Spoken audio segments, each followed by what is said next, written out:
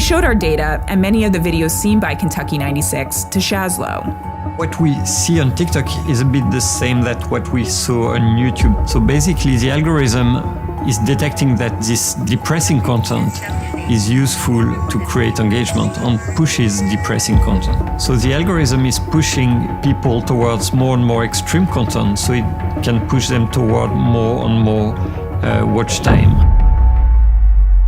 China has been utilizing something pretty gross to get you to pay attention to it, to make you freak out mentally, and to destabilize your very being. And if you think I'm exaggerating, think again. Short-form videos have become a literal battleground for your attention, your dopamine, your shopping habits, your political opinion, and also your mental fortitude. And China has not only weaponized this, but they have made it very much a mainstay in our daily lives now. Douyin, which is what TikTok is called in China, came first, and the rest is history. Now these bite-sized, deliciously scrollable videos catered to our very needs, our wants, our desires are not just on TikTok, they're everywhere. It doesn't matter if you're on Instagram Reels or YouTube Shorts or Facebook or Twitter, they all have scrollable short-form media. And I want to give you 3 reasons that this is ruining your life. And if it's not already, why it will if you start using short-form media now. And not only ruin your life, but also the lives of everyone around you. And yes, I think it's that bad. And don't worry, a massive body of research agrees with me. Today's video is brought to you by Incogni. In this day and age, all of your information is out there on the internet. But what if I told you that you could take that all back? Thousands of companies are collecting, aggregating, and trading your personal data without you knowing anything about it. You have the right to request data brokers to delete what information they have about you and protect your privacy.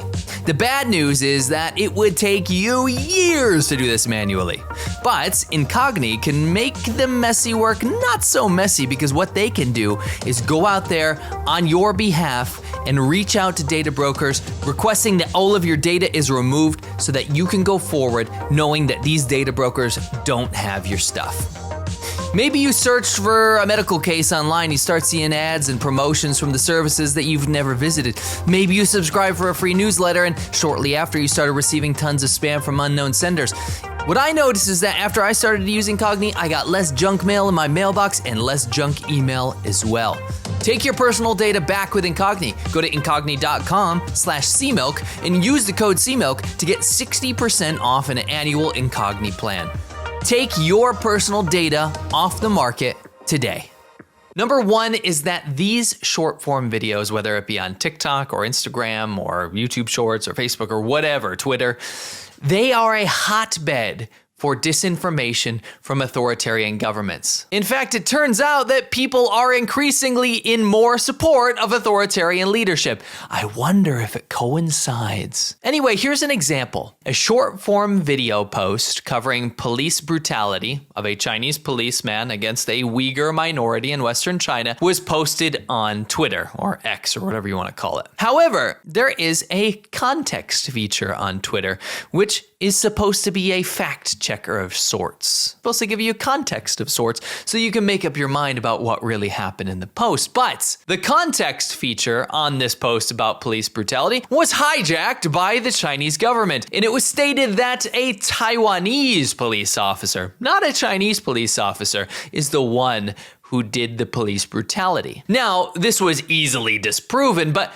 when the fact checker context function of the app says it's not a Chinese policeman, most people who are uninformed will take it at face value. That's why the feature exists. They'll look at it and they'll move on. Blatant disinformation by the Communist government of China. Now later, when this was disproven, the majority of people who saw this context function, let's just say 80%, believe that this was a Taiwanese policeman, and they don't bother to go follow up and see that it was in fact a Communist Party of China policeman. Inherently, this is the greatest tool an authoritarian government can weaponize against the populace of America, or any other country for that matter. They can draft deliciously simple and emotionally charged videos that can divide divide the public. And when they are proven to be wrong or proven to be Chinese propaganda, the majority of the public has already scrolled past and shaped their opinion about what just happened. I've personally seen a massive increase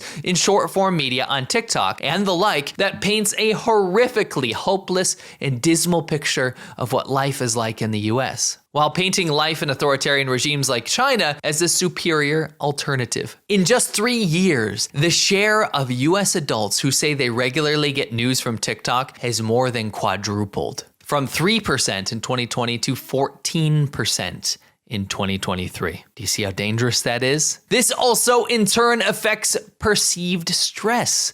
According to psychological studies, all the sources are in the description by the way, researchers found that your perception of stress and what is wrong with you in the world, oh, woe is me, that's linked to short form media addiction. When people are telling you on video after video that your country and your life are falling apart because of your government or things that are supposedly unfair, you believe it and you lose faith in everything around you. Do you see how that could be weaponized by a foreign country? Now pair this with billions of dollars in short form propaganda campaigns like China does. There's one called Tell China's Story Well. To throw at misinformation and disinformation campaigns, short form media algorithmically fine-tuned to appear on your screen, it becomes the greatest tool there ever was for destabilizing a democracy and your mental health.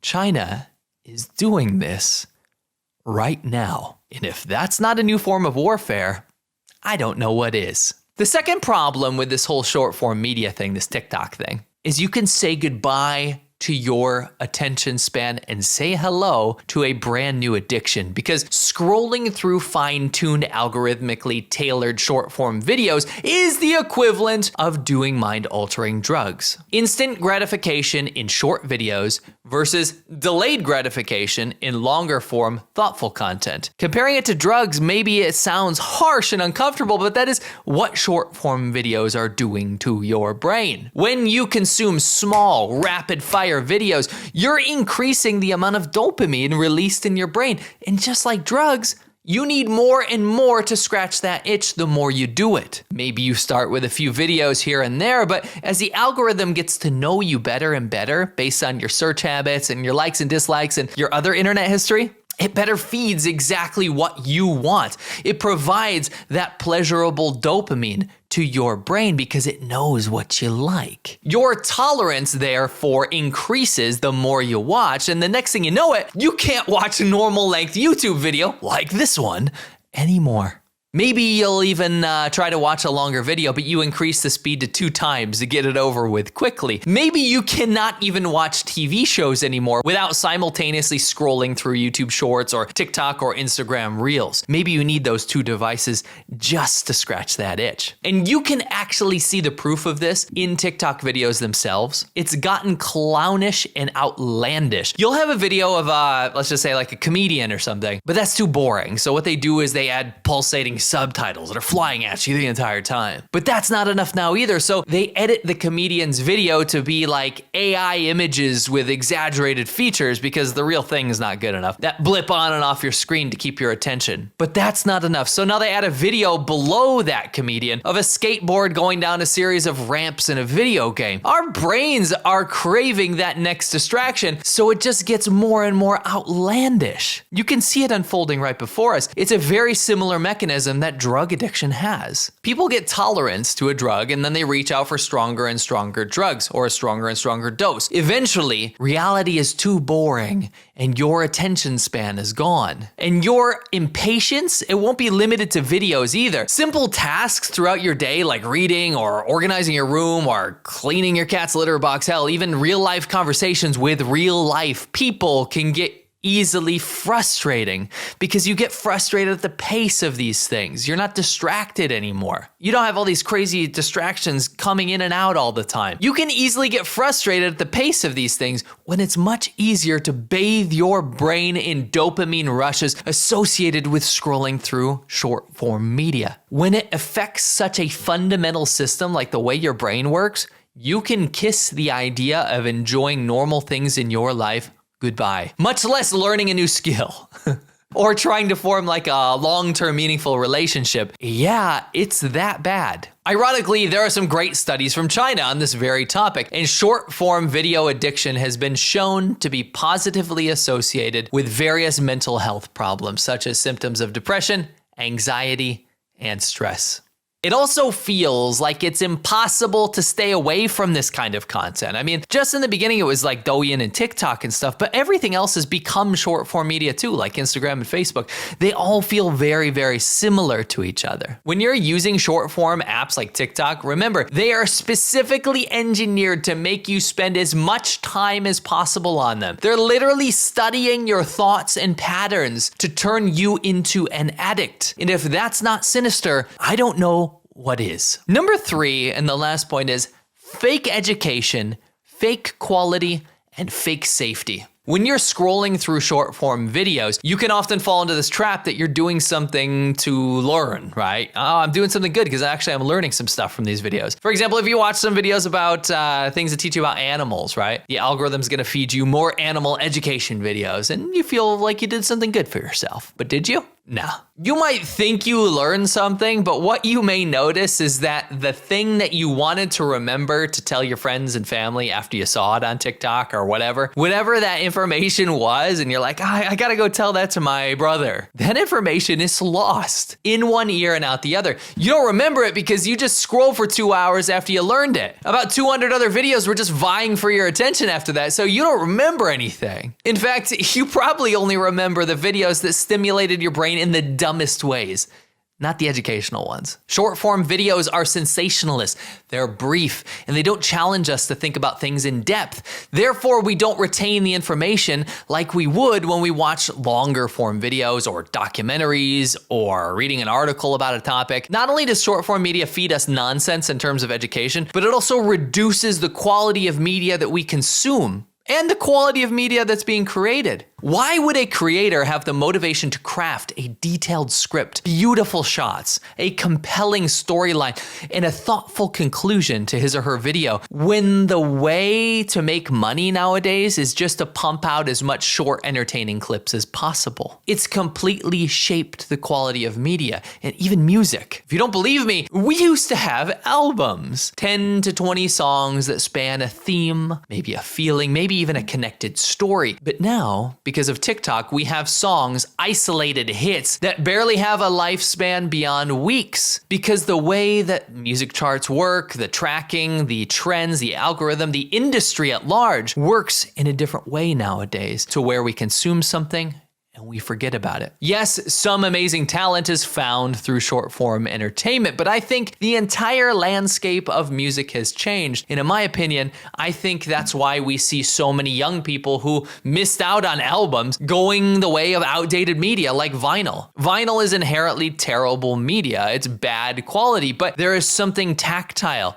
There's something physical about consuming music in that way. There's a boom in vinyl because people can't keep up with this attention deficit way that we consume something that is perhaps meant to be consumed slowly and absorbed over time, like music. There are so many reasons that short form media is overwhelmingly negative, and perhaps the worst reason is that apps like TikTok are a massive privacy and security concern. But that's another video for another time. To make this more personal, years ago, I noticed myself slipping into what seemed to be the beginnings of symptoms of depression or hopelessness or apathy and anxiety, until I realized that I was literally causing my own downfall. All of this stuff was actually stemming from short form content. And I know that's quite the leap, but it's very true. I made a conscious effort to stop. I deleted the apps and I watched my screen time go from 4 hours a day to 1 hour a day. No more short form scrolling. And I made a conscious effort to instead, and it was hard, to pick up some hobbies. Like,